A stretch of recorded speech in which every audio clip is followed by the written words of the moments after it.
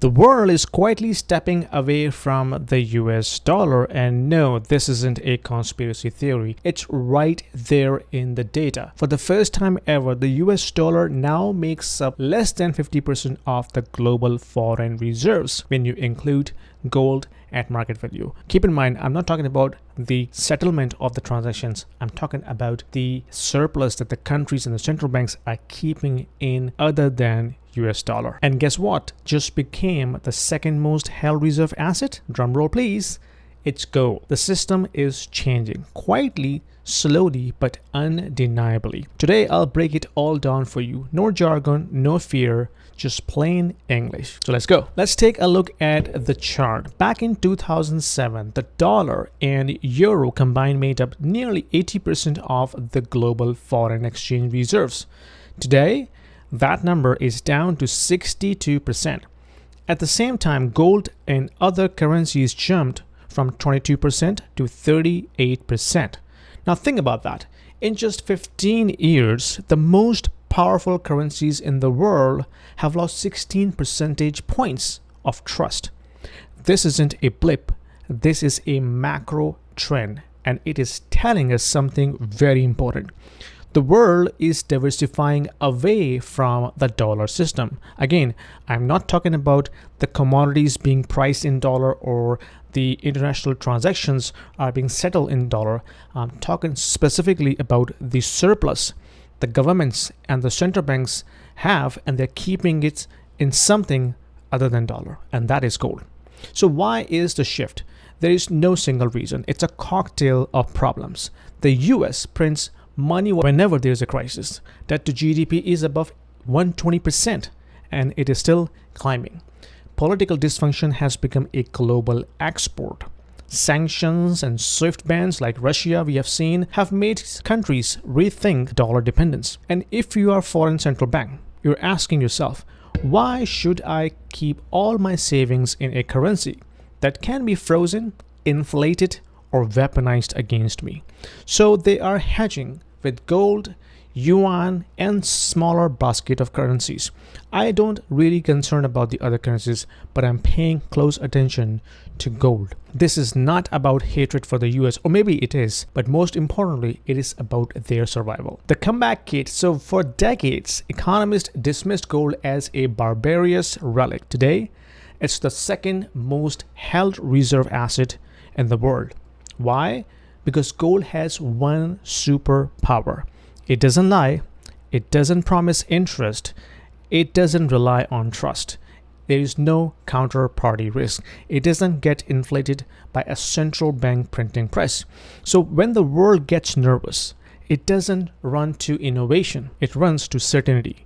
And gold, whether you love it or hate it, has been that certainty for over 5,000 years. So is this the death of the dollar? No. This isn't sudden collapse of US dollar. I told you about in my previous video as well.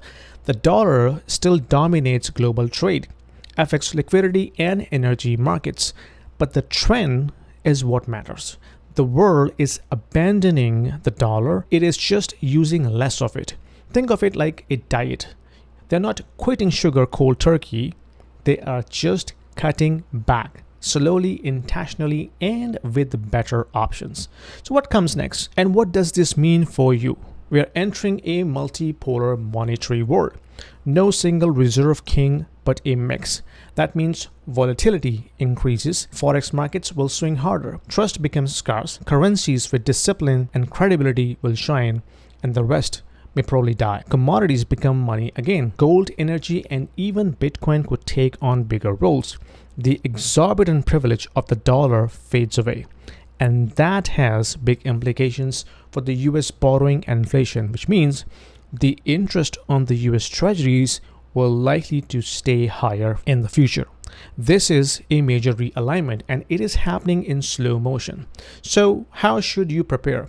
I'm not saying panic. I'm saying position. Here's how I'm thinking about myself. Own real assets, gold, real estate in landlord-friendly jurisdiction, productive equities, diversify geographically. Not everything needs to be in USD or Canadian dollar. You can diversify into other markets as well. Hold some insurance. Yes, even Bitcoin if you understand the risk. get educated. Just like you're watching this video, watch other content as well. But the point is, stay ahead of the game. The world is shifting. Don't wait for the news cycle to catch up. This isn't just a macro story, it's a personal finance story. Because when the money changes, everything changes.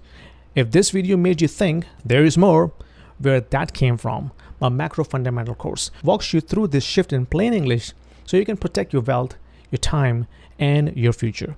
Link in the description below.